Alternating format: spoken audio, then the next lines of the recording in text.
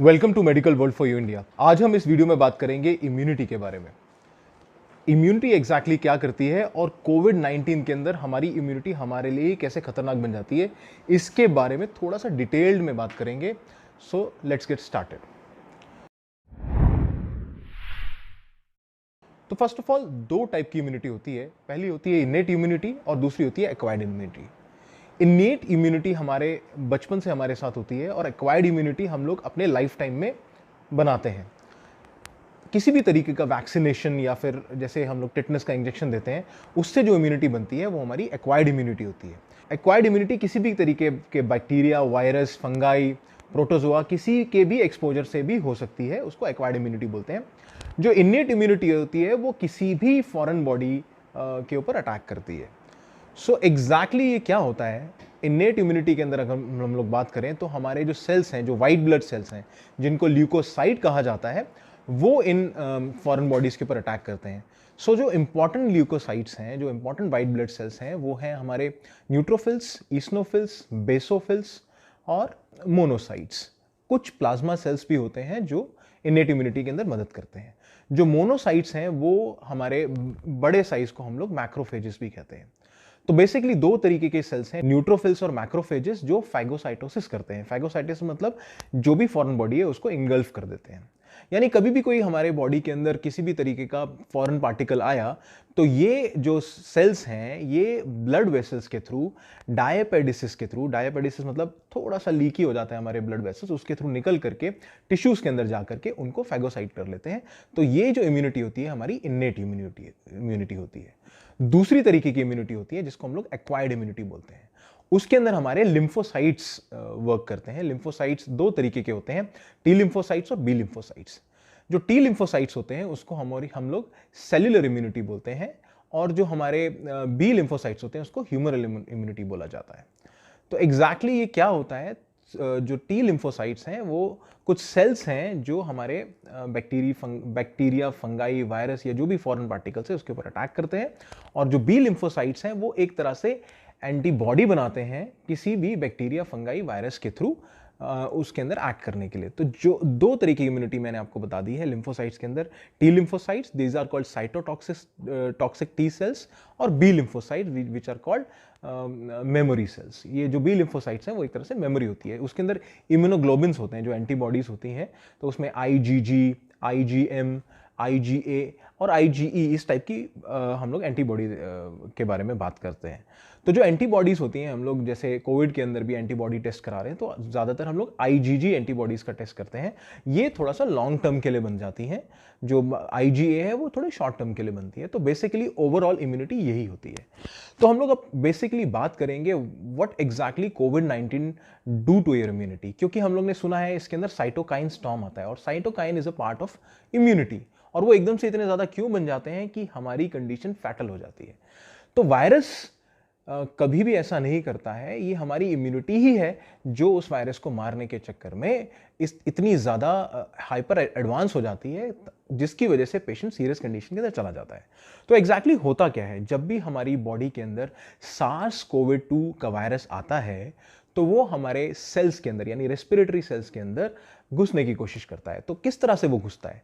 हमारे सेल्स के अंदर ACE2 एंजाइम्स होते हैं जो कि रिसेप्टर माने जाते हैं इस वायरस के लिए।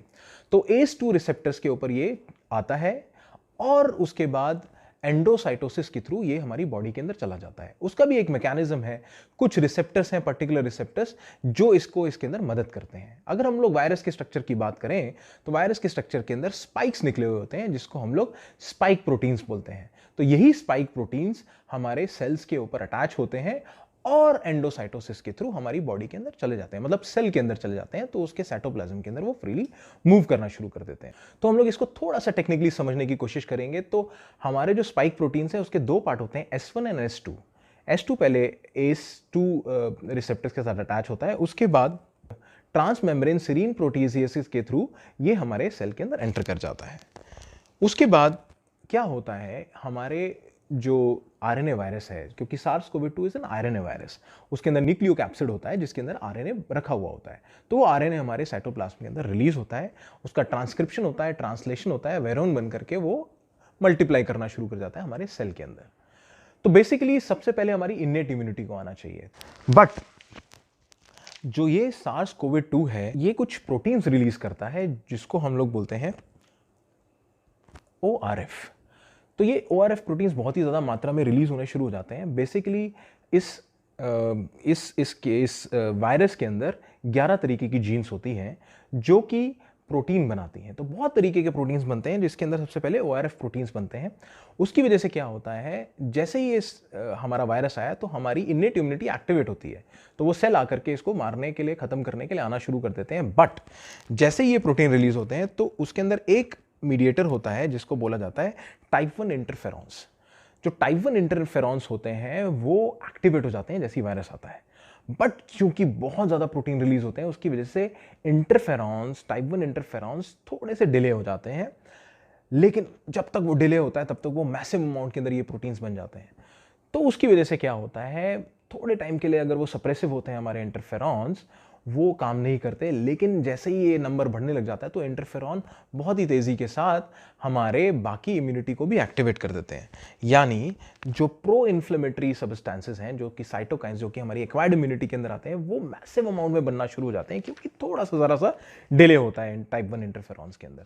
सो बेसिकली यही एक मेन मैकेनिज्म है जिसकी वजह से बहुत मैसिव हाइपर इन्फ्लेमेशन शुरू हो जाती है। हालांकि एक नॉर्मल इंडिविजुअल के अंदर, जिसके अंदर हाइपर इन्फ्लेमेशन नहीं होती है, वो टाइप 1 इंटरफेरॉन्स हमारे इन्नेट इम्यूनिटी को, देन एक्वायर्ड इम्यूनिटी को एक्टिवेट करके उस वायरस को खत्म कर देते हैं। तो 80 to 85% केसेस के अंदर यही होता है। ये सारी की सारी चीजें उन केसेस के अंदर होती है जिसके अंदर कहीं ना कहीं इम्यूनो कॉम्प्रोमाइज सिचुएशन होती है, या कोमॉर्बिडिटी होती है, या फिर over exaggeration of the immunity होता है। सो बेसिकली क्या हो रहा है कि हमारी ही इम्यूनिटी हमारे लिए डेंजरस हो जाती है। सो इन सिचुएशन के अंदर हमारी बॉडी के अंदर इंटरल्यूकिन 6 जो कि बहुत ही तेजी से बढ़ता है। अगर हम लोग ऑटोप्सी रिपोर्ट के अंदर जो लंग एल्वुलाइज को जाकर के देखेंगे तो उसके अंदर मैक्रोफेजेस, IL-6, IL-1 और इस तरीके के बहुत सारे इन्फ्लेमेटरी मार्कर्स देखने को मिलते हैं जिसकी वजह से पेशेंट की डेथ होती है। तो ये सारी की सारी चीज़ें शुरुआत में नहीं होती हैं। शुरुआत के अंदर जो हमारा वायरस होता है वो मल्टीप्लाई ही करता है। तो वायरस के बहुत सारे फैक्टर्स हैं, बहुत सारे प्रोटीन्स हैं जिसके लिए ये दवाइयाँ बनाई गई हैं, जिसके लिए बहुत सारी दवाइयाँ मार्केट के अंदर मौजूद हैं। इसके अलावा भी वायरस के सेल के अंदर घुसने के और डिफरेंट पार्ट्स भी हैं। एंजियोटेंसिन कन्वर्टिंग एंजाइम्स 2 के अलावा TMPRSS2 वो भी एक तरीके के अंदर एक रिसेप्टर काम करता है वायरस के अंदर घुसने के लिए। और एक और दूसरा मैकेनिज्म है जिसको हम लोग बोलते हैं फ्यूरिन मैकेनिज्म। तो ये 3 तरीके के होते हैं जिस तरह से वायरस हमारा अंदर घुसता है और अपना ट्रांसलेशन करके अपने हमारे सेल के अंदर वो इस तरह के जेनेटिक मटेरियल को छोड़ देता है। अब लॉन्ग रन में क्या होता है, हमारा जैसे इम्यूनिटी के साथ साथ हमारा कोगुलेशन भी है। अब क्या है कि हमारे जो जितने भी वेसल्स होते हैं वो थोड़ा सा डायलेट करना शुरू करते हैं और वो परमिएबिलिटी बढ़ जाती है, यानी उसकी जहाँ से वो हमारे जो सेल्स वगैरह हैं उसके निकलने की क्षमता, हमारे एंडोथीलियल थोड़े से परमिएबल हो जाते हैं। तो ये सारे के सारे मटेरियल्स बाहर निकलना शुरू हो जाते हैं।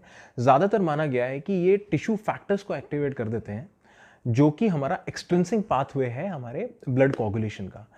तो इसीलिए हम लोग वारफेरिन का इस्तेमाल करते हैं ताकि कोगुलेशन ना हो। और बेसिकली बहुत सारी दवाइयाँ हैं जिसको हम लोग इस बीमारी के अंदर देते हैं। तो शुरुआत में क्या होता है, शुरुआत में वायरस मल्टीप्लाई करता है, उसके बाद हमारी इम्यूनिटी हाइपर एक्टिवेट हो जाती है। तो हम लोग इस बीमारी को 2 पार्ट में डिवाइड कर सकते हैं, एक वायरस का जो इंक्रीमेंट होना और दूसरा हमारी हाइपर इन्फ्लेमेशन होना। तो ज़्यादातर जो देखा गया है कि फर्स्ट 5 डेज के अंदर वायरस बहुत तेज़ी से मल्टीप्लाई करता है और नेक्स्ट आगे आने वाले दिनों के अंदर यानी 5th डे के बाद इन्फ्लेमेशन होना शुरू हो जाती है। जिन पेशेंट्स के अंदर इम्यूनिटी उस वायरस के ऊपर अटैक कर सकती है और उसको खत्म कर सकती है, उन केसेस के अंदर पेशेंट्स एसिम्प्टोमेटिकली ठीक भी हो जाता है और रिकवर भी कर जाता है। लेकिन उन सिचुएशन के अंदर जहाँ कोमॉर्बिडिटी है या फिर हाइपर इन्फ्लेमेशन है या और कोई कंडीशन है, उसके अंदर हमारी इम्यूनिटी बहुत तेज़ी से काम करती है और पेशेंट को सीरियस कंडीशन के अंदर ले आती है। तो बहुत सारी दवाइयाँ बनाई गई, बहुत सारे चीज़ें बनाई गई। तो उसके अंदर हम लोग बोलते हैं कि एंटीवायरल ड्रग्स। हालांकि सार्स कोविड 2 के लिए एंटीवायरल ड्रग्स नहीं बनी है, बट फिर भी जो हमारे पुराने वेरिएंट्स थे सार्स के, जो सार्स कोविड था या फिर MERS था, उसके अंदर जो एंटीवायरल यूज करी गई थी उसको इसके अंदर यूज किया, क्योंकि शुरुआत के अंदर हम लोग को पता नहीं था कि किस तरह की मेडिकेशन से इसको बचाया जाए। वो शुरुआत में कहीं ना कहीं हमारे वायरल लोड को कम करती हैं। तो वो दवाइयां हैं हमारी फेविपिराविर और रेमडेसिविर।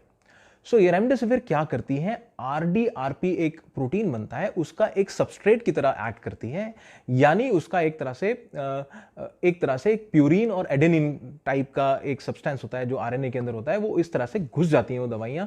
जो वायरस का रेप्लिकेशन होता है वो डिफेक्टिव होता है, उसकी वजह से वायरल लोड कहीं ना कहीं कम हो जाता है।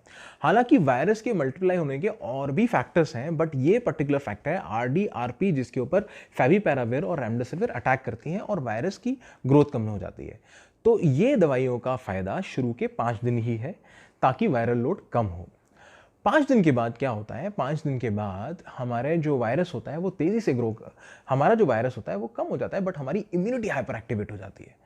तो उस सिचुएशन के अंदर, हाइपर एक्टिविटी के अंदर, IL-6 और जितने भी साइटोकाइंस होते हैं वो तेजी से बढ़ रहे होते हैं लंग्स के अंदर, और कहीं ना कहीं एल्वेलाइज को चोक करना शुरू कर देते हैं। वहां पर इडेमेटस टिश्यू बन जाता है, क्योंकि जब भी इन्फ्लेमेशन होगा तो वहां फैगोसाइटोसिस होगा और भी डिफरेंट काइंड के प्रोसीजर्स होंगे, जिसकी वजह से वहां पे सेल डेब्रिस भी बनना शुरू हो जाता है और वहां पर बहुत सारे इन्फ्लेमेटरी सब्सटेंसेस इकट्ठा होने शुरू हो जाते हैं, जिसकी वजह से गैसियस एक्सचेंज नहीं हो पाता और पेशेंट हाइपोक्सिक फील करता है। तो ये सिचुएशन के अंदर जो सबसे ज़्यादा कारगर दवाइयाँ मानी गई हैं उसको हम लोग डेक्सामीथासोन बोलते हैं या फिर स्टेरॉइड बोलते हैं। ओरल स्टेरॉइड भी हम लोग दे सकते हैं और पेरेंटल रूट के अंदर भी दे सकते हैं। इस सिचुएशन के अंदर ये जो स्टेरॉइड है इस इन्फ्लेमेशन को रोक देते हैं और पेशेंट ज़्यादा डिटोरिएट नहीं होता है। तो दवाइयों की टाइमिंग्स हैं। अगर हम लोग एंटीवायरल की बात करें तो वो शुरू के 5 दिन में दी जाती हैं, और उसके अलावा अगर हम लोग इन दवाइयों की बात करें तो ये हमारे स्टेरॉइड्स 5 दिन के बाद दिए जाते हैं अगर इन्फ्लेमेशन बहुत ज़्यादा तेज़ हुई। किस तरह से हमें पता लग जाता है कि इन्फ्लेमेशन तेज़ होती है, तो 2 मार्कर्स हैं। एक आपका सैचुरेशन गिरना शुरू हो जाएगा, दूसरा हमारा CRP बढ़ना शुरू हो जाएगा। CRP is a C reactive protein. सबसे पहले इन्फ्लेमेशन की जानकारी इसी प्रोटीन से हम लोग को पता लग जाती है कि बहुत ही ज़्यादा हाइपर इन्फ्लेमेशन हो रही है। सो बेसिकली ये चीज़ें हैं। उसके अलावा बहुत सारी प्रिवेंटिव थेरेपीज़ हैं जो काम आई थी, हालांकि 100% सक्सेसफुल रेट नहीं है। उसके अंदर जो ड्रग्स हैं वो हैं हमारी आइवरमेक्टिन। आइवरमेक्टिन जो है वो हमारी वैसे तो एंटी पैरासिटिक ड्रग है, बट कहीं ना कहीं वो हमारे कुछ प्रोसीजर्स हैं जिसके अंदर वायरस का रेप्लिकेशन कम हो जाता है, वहाँ पर अटैक करती है। यानी कुछ IMF अल्फा एंड बीटा जो चेन है वहाँ पर जाके अटैक करती हैं और जिसकी वजह से वायरल का ग्रोथ कम होता है। आइवरमेक्टिन एक बहुत ही सेफ ड्रग है अगर कम मात्रा में हम लोग लेते हैं उसको। प्रिकॉशनरी बेसिस के अंदर 6 milligram of ivermectin can be easily taken by everyone during this pandemic in once in a week. Otherwise ये इनिशियल 5 डेज के अंदर 12 मिलीग्राम के हिसाब से दी जाती है, जो पेशेंट के अंदर हम लोग मानते हैं कि सिम्टम्स आ गए हैं। उसके बाद जो प्रिवेंटिव ड्रग्स हैं वो हैं विटामिन C, विटामिन D और जिंक।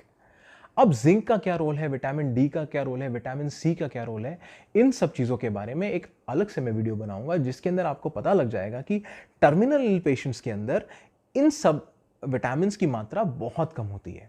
और जिंक उसके अंदर सबसे इंपॉर्टेंट चीज़ है, क्योंकि जिंक की वजह से हमारी इम्यूनिटी बनती है। एक और बहुत इंपॉर्टेंट फैक्टर देखा गया है जिसका रीजन अभी नहीं पता चला।